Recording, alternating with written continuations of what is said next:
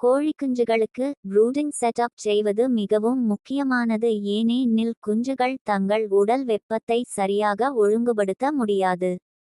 இதை சரியாக செய்யாவிட்டால் குஞ்சுகள் அதிகமாக இழப்பு ஏற்படலாம்.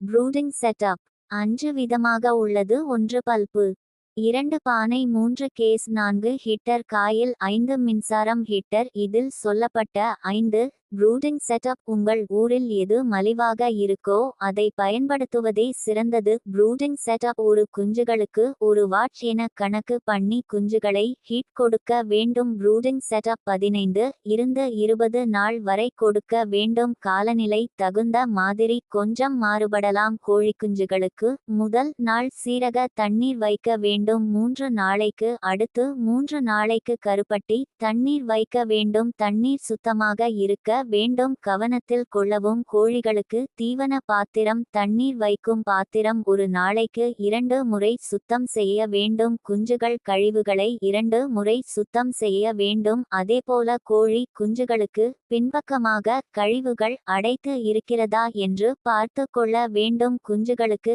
கம்பெனி தீவனம் கொடுப்பது சிறந்தது.